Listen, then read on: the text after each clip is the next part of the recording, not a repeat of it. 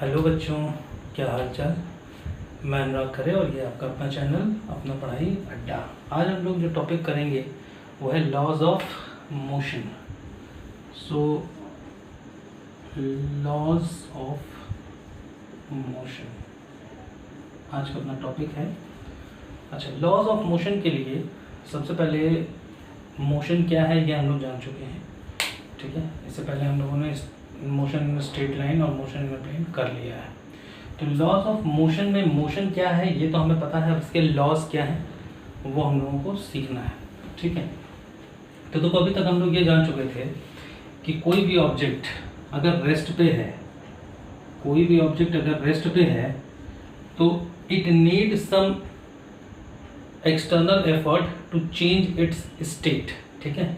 अगर रेस्ट पे है और रेस्ट से इसको हमें मोशन में लाना है, ठीक है, तो मोशन में लाने के लिए हमें कोई एक्सटर्नल एजेंट के थ्रू एक्सटर्नल एजेंट एफर्ट, हमें किसी एक्सटर्नल एजेंट की एफर्ट को यूज करना पड़ेगा सच दैट कि जो ऑब्जेक्ट रेस्ट में है वो मोशन पे आ जाए, ठीक। सिमिलरली अगर कोई ऑब्जेक्ट मोशन में है, ठीक है, सिमिलरली अगर कोई ऑब्जेक्ट मोशन में है तो वो ऑब्जेक्ट रेस्ट पे आ जाए, इसके लिए भी हमें क्या करना पड़ेगा, किसी एक्सटर्नल एजेंट की एफर्ट की हमें रिक्वायरमेंट होगी, ठीक। रेस्ट से मोशन या मोशन से रेस्ट पे जाने के लिए हमें एक्सटर्नल एजेंट के एफर्ट की ज़रूरत पड़ेगी। ये सारी चीज़ें हम जानते हैं, ठीक है। तो अगर कोई एक फुटबॉल है वो रेस्ट पे रखा हुआ है, ठीक, तो फुटबॉल को अगर हमने किक किया तब जाकर वो फुटबॉल अपने स्टेट को चेंज करेगा और वो मोशन में आएगा, ठीक। दैट मीन्स कि हमने जो किक किया, हम एक एक्सटर्नल एजेंट थे जिसने एक एफर्ट दी जिसकी वजह से फुटबॉल ने अपनी स्टेट को चेंज किया। सिमिलरली अगर एक बाइसिकल चल रही है, एक साइकिल चल रही है और उसे हमें रोकना है, अगर वो मोशन में है और अगर उसे हमें रोकना है तो हमें क्या करना पड़ेगा, ब्रेक्स लगानी पड़ेंगी। तो वो ब्रेक्स कौन लगाएगा, हम ही लगाएंगे। तो हमने क्या किया, एक एक्सटर्नल एजेंट है जिसने क्या किया, एफर्ट किया, और वो एफर्ट क्या थी, अगेंस्ट दी मोशन। देखो, मोशन से रेस्ट में आने के लिए जो भी एफर्ट होगी वो हमेशा अगेंस्ट होगी, वो हमेशा अगेंस्ट होगी, against the direction of motion. ये हमेशा अगेंस्ट होगा, against the direction of motion, ठीक।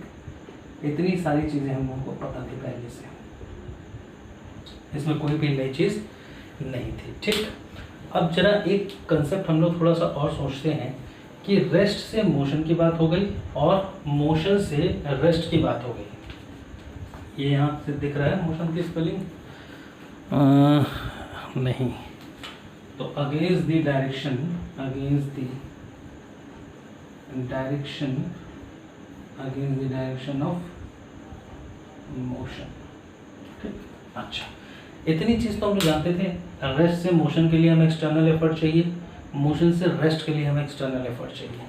लेकिन क्या कोई ऑब्जेक्ट जो कि एक यूनिफॉर्म मोशन में मूव कर रहा, कोई एक ऑब्जेक्ट अगर यूनिफॉर्म मोशन में मूव कर रहा है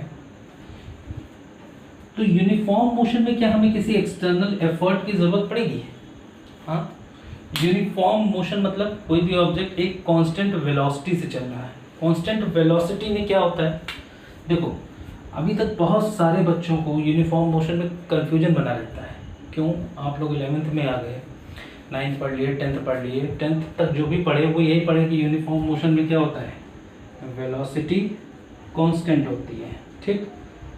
और एक्सेलरेशन क्या होता है, ज़ीरो होता है, ठीक। एक्सेलरेशन जीरो मतलब कांस्टेंट वेलोसिटी से चल रहा है, अब बॉडी एक्सेलरेट नहीं कर रही। तो एक बड़ा भारी कंफ्यूजन होता है बच्चों को कि एक्सेलरेशन जीरो मतलब क्या, कि ऑब्जेक्ट में एक्सेलरेशन है ही नहीं। अब आप ऑब्जेक्ट को क्या कर रहे हो, एक्सेलरेट कर ही नहीं रहे हो। तो देखो, ये एक्सेलरेशन जो जीरो होता है ना, यूनिफॉर्म वेलोसिटी में जो एक्सेलरेशन जीरो होता है, इसका मतलब ये है कि जिस वेलोसिटी पे, यूनिफॉर्म मतलब जिस स्केल पे आपने वेलोसिटी को सेट किया है उसके बाद आप एडिशनल एक्सेलरेशन नहीं दे रहे हो। ऐसा नहीं, एक्चुअल एक्सेलरेशन जीरो नहीं है, मोशन का एक्चुअल एक्सेलरेशन जीरो नहीं है। अगर एक्चुअल एक्सेलरेशन जीरो होता तो ऑब्जेक्ट रुक गया होता। एग्जांपल के लिए अगर आप साइकिल चला रहे हो या अगर आप स्कूटी चला रहे हो, ठीक है, तो अगर आप स्कूटी चला रहे हो तो स्कूटी में आप जब स्कूटी को स्टार्ट करते हो तो जीरो स्पीड से लेके आप 40 किलोमीटर पर आवर तक गए, तो आप अपने एक्सेलरेटर को एक्सेलरेट करोगे, जीरो से एक्सेलरेट करके धीरे धीरे धीरे धीरे 10, 20, 30, 40 तक गए, तो 40 के बाद आप अपने एक्सेलरेटर को कांस्टेंट कर देते हो ना। हाँ जी, आप 40 पे फिक्स करके अपनी स्पीड को यूनिफॉर्म स्पीड आप चल रहे हो यूनिफॉर्म मोशन में, ठीक है। तो ऐसा नहीं कि आपने एक्सेलरेटर छोड़ दिया, अगर आपने एक्सेलरेटर छोड़ा तो आपको वेलोसिटी धीमे धीमे धीमे धीमे कम हो जाएगा, ठीक। दैट मीन्स क्या कि अगर आपको वेलोसिटी को कांस्टेंट रखना है तो आपको एक्सेलरेटर को 40 पे ही सेट करके रखना होगा, 40 से ऊपर नहीं जाना, ठीक। तो एक्सेलरेशन जीरो का मतलब ये है कि अगर आप यूनिफॉर्म मोशन में एक्सेलरेशन जीरो लिखते हो, अभी तक जो आप पढ़ते आ रहे थे, दैट मीन्स कि उस पर्टिकुलर रेंज में अब आप एक्सेलरेट नहीं कर रहे हो। लेकिन क्या आपने एक्सेलरेशन छोड़ दिया है? नहीं, एक्सेलरेशन अभी उतने पे सेट है। जो 40 किलोमीटर के लिए रिक्वायर्ड एक्सेलरेशन था वो आप दे रहे हो कंटिन्यूअस, ठीक। तो क्या यूनिफॉर्म मोशन में एक्सटर्नल एफर्ट की जरूरत होगी? यहां से एक क्वेश्चन ये भी बनता है कि अगर एक्सेलरेशन जीरो है, यूनिफॉर्म मोशन के लिए एक्सेलरेशन जीरो है, ठीक, तो क्या यूनिफॉर्म मोशन में एक्सटर्नल एफर्ट की जरूरत पड़ेगी? इसका आंसर है यस, बिल्कुल पड़ेगी। एक साइंटिस्ट थे गैलीलियो, ठीक है, न्यूटन से बहुत पहले थे, गैलीलियो के ही लॉ को न्यूटन ने यूज किया है अपने न्यूटन्स लॉज ऑफ मोशन बनाने के लिए, ठीक है। वो सारी चीजें आज हम लोग डिस्कस करेंगे। तो एक साइंटिस्ट थे गैलीलियो ने कई सारे एक्सपेरिमेंट किए और उन्होंने ये बताया कि अगर ऑब्जेक्ट यूनिफॉर्म मोशन में भी है, ठीक है, तो भी उसको एक एक्सटर्नल एफर्ट की जरूरत पड़ती है। यूनिफॉर्म मोशन में भी एक्सटर्नल एफर्ट की रिक्वायरमेंट होगी। क्यों होगी? क्योंकि ये जो एक्सटर्नल एफर्ट है वो ओवरकम करेगा फ्रिक्शन को, ठीक है, वो ओवरकम करेगा फ्रिक्शन को। अगर एक्सटर्नल एफर्ट आप नहीं दे रहे हैं, ठीक है, तो in practical condition there is no frictionless surface. पूरी दुनिया में कहीं भी फ्रिक्शनलेस 100% फ्रिक्शनलेस सरफेस नहीं है। तो अगर आप प्रैक्टिकल मोशन की बात कर रहे हो तो यूनिफॉर्म मोशन में भी एक कांस्टेंट वेलोसिटी आपको मेंटेन करनी पड़ेगी। वो कांस्टेंट वेलोसिटी मेंटेन करने के लिए कंटिन्यूअस मोशन में जो फ्रिक्शन हो रहा है उस फ्रिक्शन को ओवरकम करने के लिए आपको एक एक्सटर्नल फोर्स देना पड़ेगा, एक्सटर्नल एफर्ट देनी पड़ेगी। जो एक्सटर्नल एफर्ट आपके कांस्टेंट एक्सेलरेशन को मेंटेन करे, ठीक है। तो ये जो एक्सेलरेशन आपका जीरो आता है, ये जो जीरो एक्सेलरेशन आया वो जीरो एक्सेलरेशन इसीलिए आया क्योंकि आपने एक कांस्टेंट एक्सेलरेशन को मेंटेन किया हुआ है। अगर आपने अपनी व्हीकल की स्पीड को 40 किलोमीटर पर आवर पे सेट कर रखा है तो आपका एक्सेलरेटर 40 किलोमीटर पर आवर के रिक्वायरमेंट के हिसाब से कंटिन्यूअस एक्सेलरेशन प्रोड्यूस कर रहा है ताकि वो फ्रिक्शन को ओवरकम कर सके। आपके व्हीकल चल रहा है तो उसके व्हीकल के टायर और रोड के बीच में कंटिन्यूअस फ्रिक्शन लग रहा होगा। अगर कंटिन्यूअस फ्रिक्शन लग रहा होगा तो उस फ्रिक्शन को ओवरकम करने के लिए कंटिन्यूअस फोर्स भी तो चाहिए। अगर वो कंटिन्यूअस फोर्स हमारा इंजन प्रोवाइड नहीं कर रहा, हमारा एक्सेलरेटर उसको एक्सेलरेट नहीं कर रहा कंटिन्यूअस, तो हम अगर इंजन बंद भी करते हैं, हमने 40 किलोमीटर पर आवर की स्पीड पे स्कूटी या व्हीकल को अपने सेट कर दिया, उसके बाद हमने चाबी से इंजन ऑफ भी कर दिया, तो हमारा व्हीकल 40 पे चलते रहना चाहिए था ना। दैट मीन्स ऐसा होता नहीं, व्हीकल तो रुक जाता है। कुछ दूर जाने के बाद अगर हमने इंजन बंद कर दिया या एक्सेलरेटर छोड़ दिया तो व्हीकल रुक जाता है। दैट मीन्स कि जो इंजन ऑन है और जो हमने एक्सेलरेशन दिया है वो कंटिन्यूअस फ्रिक्शन को ओवरकम करने में यूज हो रहा है, और यहीं से कंसेप्ट बनता है गैलीलियो का। तो देखते हैं, हम लोग शुरू करते हैं। गैलीलियो का कंसेप्ट क्या था, गैलीलियो ने सोचा क्या, ठीक है। चलो, तो गैलीलियो ने बहुत सारी एक्सपेरिमेंट्स किए और एक्सपेरिमेंट्स के थ्रू अपने व्यू को उन्होंने लोगों के सामने रखा। तो ये चीज़ तो क्लियर हो गई कि यूनिफॉर्म मोशन में एक्सटर्नल एफर्ट की ज़रूरत पड़ेगी। क्यों ज़रूरत पड़ेगी? फ्रिक्शन को ओवरकम करने के लिए, ठीक है। अब देखो गैलीलियो क्या थे, गैलीलियो का क्या एक्सपेरिमेंट था। गैलीलियो एक बहुत फेमस साइंटिस्ट थे और न्यूटन के लॉज इन्हीं से इंस्पायर्ड है, ठीक है।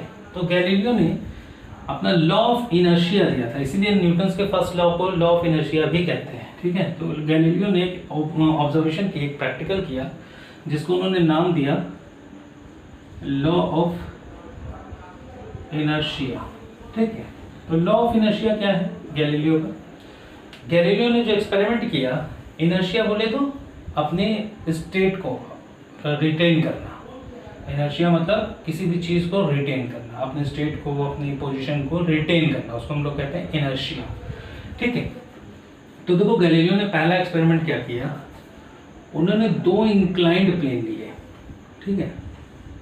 एक इंक्लाइंड प्लेन लिया जिसका एंगल थीटा था, ठीक है, और दूसरा इंक्लाइंड प्लेन लिया उसके जस्ट अपोजिट डायरेक्शन में, और उसका भी सेम एंगल रखा थीटा, इसका भी सेम एंगल उन्होंने रखा थीटा, ठीक। फिर उन्होंने यहाँ पे एक बॉल रख दी, ठीक है, और उन्होंने ये इमेजिन किया, ये अजम्पशन किया कि ये जो पूरा एक्सपेरिमेंट हो रहा है वो 100% फ्रिक्शन लेस है, सारे सरफेसेस जो हैं वो 100% फ्रिक्शन लेस है, ठीक। तो ये बॉल यहाँ से रोल डाउन करेगी, रोल डाउन करते हुए यहाँ आई और यहाँ से फिर आगे गई, यहाँ से रोल डाउन करते हुए ये फिर से यहाँ आ गई ऊपर, ठीक। तो आइडियल केस में तो इन्होंने ये देखा कि जो हमारा बॉल जिस हाइट पे था उसी हाइट पे ये वापस पहुँच गया, ये आइडियल केस, ठीक है। आइडियल केस में इन्होंने ये देखा कि बॉल जिस हाइट से उन्होंने ड्रॉप की थी, बॉल दूसरे वाले इंक्लाइन पे, अगर ये θ1 है और ये θ2 है, तो कंडीशन क्या है कि θ1 शुड बी इक्वल टू θ2, ठीक है। तो इस दोनों इंक्लाइंड प्लेन का जो एंगल है वो इक्वल होना चाहिए, कंडीशन ये थी। और आइडियल कंडीशन होनी चाहिए, मतलब सरफेस क्या होनी चाहिए, frictionless, all surface should be frictionless, और शुड बी फ्रिक्शनलेस, ठीक। ये एक अजम्पशन लेके चले गए, ठीक। तो उन्होंने देखा कि ये जिस हाइट पे इन्होंने ड्रॉप किया उस हाइट पे ये पहुंच गया। प्रैक्टिकल कंडीशन में उन्होंने क्या देखा कि ये जो बॉल थी वो थोड़ी कम हाइट तक गई, आइडियल तो ये था, और प्रैक्टिकल उन्होंने देखा कि ये बॉल थोड़ी सी, ये दूसरा इंक्लाइंड हो गया, ये θ2 हो गया, ये θ1 हो गया, θ1 इक्वल्स टू θ2 हो गया। और प्रैक्टिकल कंडीशन अगर इसको हम लोग मान लें जहाँ पे फ्रिक्शन है, ठीक है, प्रैक्टिकल कंडीशन अगर ले लेते हैं हम लोग, तो प्रैक्टिकल कंडीशन उन्होंने देखा कि जिस हाइट से उन्होंने बॉल को ड्रॉप किया, बॉल उस हाइट से थोड़ा कम हाइट तक पहुंची, थोड़ा नीचे तक पहुंची, ठीक। यहाँ पे टॉप पे थी और यहाँ पे टॉप से थोड़ा नीचे, ठीक, ठीक है भाई साहब। ये सारे डिस्कशन उन्होंने कर लिए। तो उन्होंने ये कहा कि देखो जो बॉल है वो बॉल है क्या, बॉल जिस हाइट से गई, जिस इनर्शिया, जिस हाइट से बॉल ड्रॉप हुई, ठीक है, तो जो इनर्शिया बॉल में था, जो मोशन बॉल में था, उस मोशन की वजह से वो दोबारा से उसी हाइट को अचीव करना चाहेगी। जिस हाइट से बॉल रिलीज हुई, दोबारा बॉल उसी हाइट तक पहुंचना चाहेगी, अपने इनर्शिया को मेंटेन करना चाहेगी, रिटेन करना चाहेगी, ठीक। अगर प्रैक्टिकल कंडीशन है, फ्रिक्शन है, तो वो मैक्सिमम हाइट तक जहाँ तक जा सकती थी वहाँ तक गई, बट ऑब्वियस है कि वो जो हाइट होगी वो हाइट उसकी पुरानी हाइट से कम होगी। आइडियल कंडीशन में जो हाइट वो रीच करेगी वो हाइट उसके पुरानी हाइट के ही बराबर होगी, ठीक। तो उन्होंने ये कहा कि एक्चुअली जो हॉरिजॉन्टल यूनिफॉर्म मोशन होता है, जो हॉरिजॉन्टल यूनिफॉर्म मोशन होता है वो इनर्शियल मोशन के बीच का एक पार्ट होता है, वो एक इंटरमीडिएट स्टेट होती है, ठीक। तो जो हॉरिजॉन्टल मोशन हम लोग पढ़ते हैं किसी भी ऑब्जेक्ट का, एक्चुअली वो किसी भी इनर्शियल फ्रेम का एक इंटरमीडिएट स्टेट है जिसको हम लोग पढ़ते हैं। अच्छा चलो ठीक है, ये एक्सपेरिमेंट उन्होंने किए, ठीक है। इसके बाद उन्होंने क्या देखा, इसके बाद उन्होंने ये कहा कि जो सेकंड वाला इंक्लाइंड है, देखो कई सारे एक्सपेरिमेंट उन्होंने किए ना, कई सारे एक्सपेरिमेंट किए। तो उन्होंने क्या किया कि अब उन्होंने एक ऐसा सिस्टम बनाया जिसमें यहाँ पे इन दोनों की इंक्लिनेशन सेम रखी उन्होंने, तो देखा उन्होंने ये बॉल फिर से यहाँ से आई इसी हाइट तक आ गई। अभी ये कैसा सिचुएशन है? प्रैक्टिकल सिचुएशन है, ठीक, सॉरी प्रैक्टिकल नहीं, आइडियल है, जहाँ पे फ्रिक्शन नहीं है, ये फ्रिक्शनलेस है, सब कुछ क्या है? फ्रिक्शनलेस, ठीक है। तो ये बॉल यहाँ से चली और उसी हाइट तक पहुंची जहाँ से उसको रिलीज किया गया था, ठीक। अब उन्होंने क्या किया सेकेंड वाले में, ये फर्स्ट आपका था, सेकेंड वाले में उन्होंने क्या किया कि ये हाइट तो सेम रखी लेकिन सेकेंड वाली हाइट उन्होंने थोड़ी सी कम कर दी, ठीक है, सेकेंड वाली हाइट उन्होंने थोड़ी सी कम कर दी। तब उन्होंने क्या देखा? तब उन्होंने ये देखा कि जो ऑब्जेक्ट था वो थोड़े कम हाइट तक पहुंचा, हाइट तो थोड़ा कम था लेकिन जो डिस्टेंस ट्रैवल थी वो डिस्टेंस ज़्यादा थी। देखो ये डिस्टेंस कम उसने ट्रैवल किया और यहाँ पे जो डिस्टेंस उसने ट्रैवल की वो डिस्टेंस उसने ज़्यादा ट्रैवल की। हाँ हाइट कम जरूर था, ठीक, लेकिन डिस्टेंस जो कवर की उसने वो ज़्यादा कवर की, ठीक। ये सारी चीज़ें अभी एक्सप्लेन हो जाएंगी, ठीक। तीसरा ऑब्जर्वेशन उनका क्या था कि पहला इंक्लिनेशन तो उन्होंने रखा लेकिन दूसरे वाले को उन्होंने फ्लैट कर दिया, दूसरे वाले इंक्लिनेशन को उन्होंने फ्लैट कर दिया। अब बॉल को उन्होंने रोल किया यहाँ से, तो उनका मानना ये था गैलीलियो का कि अगर फ्रिक्शनलेस सरफेस है और किसी आप हाइट से किसी ऑब्जेक्ट को रोल डाउन करते हैं तो और अगर वो हॉरिजॉन्टल सरफेस पे मूव कर रही है तो वो अनंत काल तक, इनफाइनाइट लेंथ तक चलती ही रहेगी। ये जो ऑब्जेक्ट है, ये जो बॉल है, ये रोल करती ही रहेगी कहाँ तक? इन्फिनिटी तक। क्यों? क्योंकि ये वो हाइट खोज रही है जिस हाइट से ये ड्रॉप हुई थी। ये बॉल चलते उस हाइट तक पहुंचना चाह रही है जिस हाइट तक जहाँ से ये ड्रॉप हुई थी, लेकिन चूंकि ये सरफेस क्या है? हॉरिजॉन्टल, तो उसको ये हाइट कभी मिलेगी ही नहीं। और आइडियल कंडीशन में हम लोगों ने क्या मान रखा है कि सरफेस क्या है? फ्रिक्शनलेस, तो इसके मोशन को अपोज करने के लिए कोई फ्रिक्शन भी नहीं है। तो ये law of inertia, due to inertia, ये अनंत काल तक, इनफाइनाइट डिस्टेंस तक ये चलता ही रहेगा, ठीक है। ये था गैलीलियो का एक्सपेरिमेंट। तो यहाँ से गैलीलियो ने एक ऑब्जर्वेशन निकाला कि गैलीलियो भी ये चीज़ जानते थे कि in general 100% frictionless surface practically possible नहीं है। तो गैलीलियो ने ये लॉ निकाला कि कोई भी ऑब्जेक्ट जो है वो यूनिफॉर्म मोशन अगर वो मोशन यूनिफॉर्म कर रहा, दैट मीन्स कि उसके ऊपर कंटिन्यूअस एक एक्सटर्नल एफर्ट लगती रहनी चाहिए सच दैट कि उसके फ्रिक्शन को ओवरकम किया जा सके। अच्छा, फ्रिक्शन क्या होता है? फ्रिक्शन वो फोर्स होता है जो हमेशा मोशन को अपोज करता है। मोशन जिस भी तरफ हो रहा उसके अपोजिट डायरेक्शन में फ्रिक्शनल फोर्स लगता है। तो फ्रिक्शनल फोर्स को ओवरकम करने के लिए एक एक्सटर्नल फोर्स की रिक्वायरमेंट होती है, ठीक है। और इसको हम लोग कहते हैं law of inertia. Law of inertia क्या है कि कोई भी ऑब्जेक्ट जिस हाइट से रिलीज किया गया, जिस इनर्शिया से रिलीज किया गया, ठीक है, एक्चुअली ऑब्जेक्ट जो था वो ऊपर से छोड़ा गया तो उसमें ग्रेविटी के कारण मोशन आ गया, तो उसका इनर्शिया ऑफ मोशन हुआ।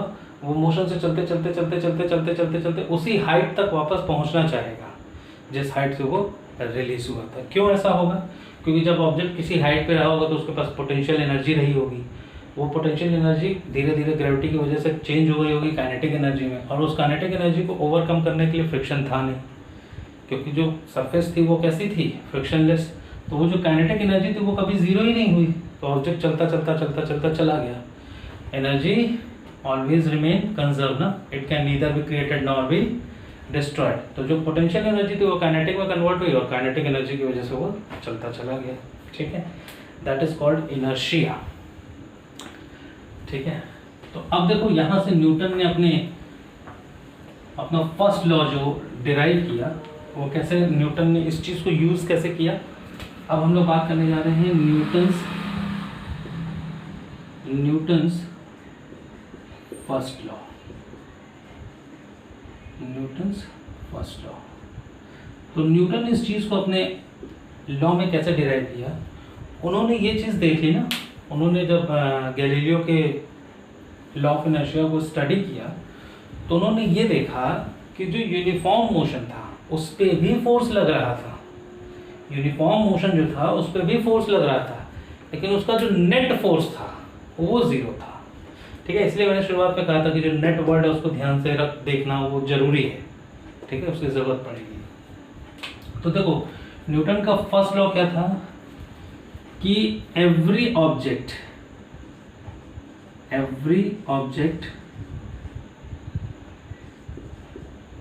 If object is in rest, every क्यों लिखे हम लोग, सीधा सीधा छोटा छोटा लिखते हैं ना, छोटा छोटा लैंग्वेज में लिखने ज़्यादा अच्छा है। If object is in rest or in motion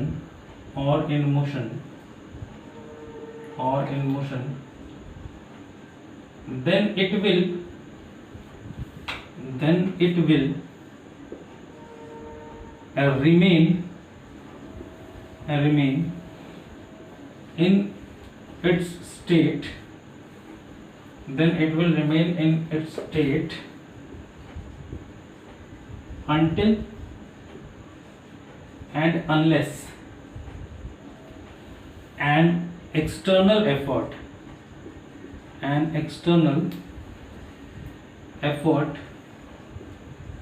is applied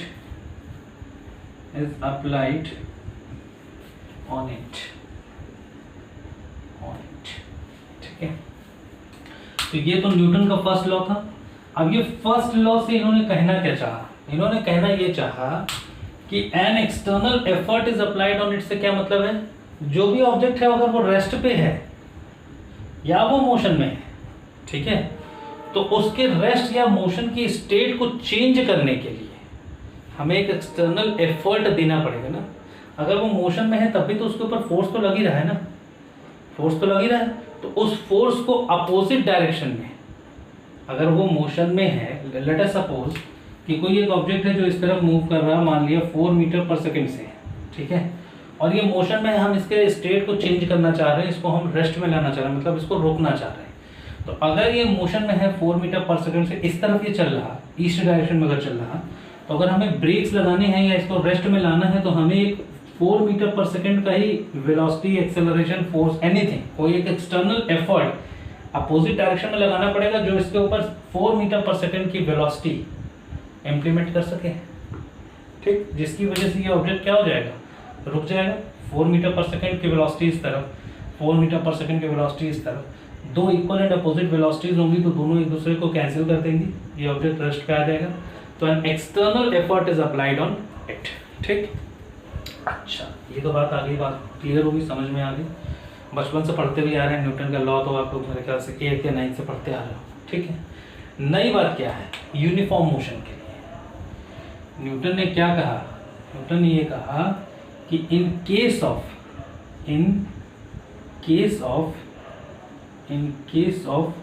uniform motion,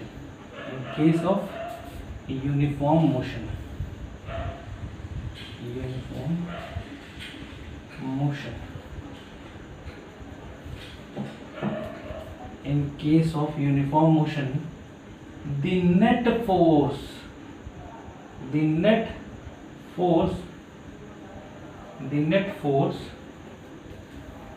on an object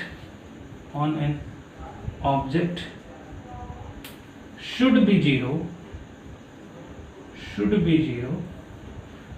to keep it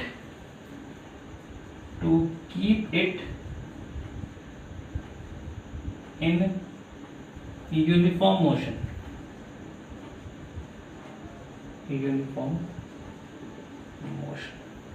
ठीक। दूसरे शब्दों में बात यही थी न्यूटन की कि अगर कोई ऑब्जेक्ट यूनिफॉर्म मोशन कर रहा तो उसका जो नेट फोर्स है वो हमेशा 0 होना चाहिए। The net force on an object should be, in case of uniform motion the net force of an object should be 0 to keep it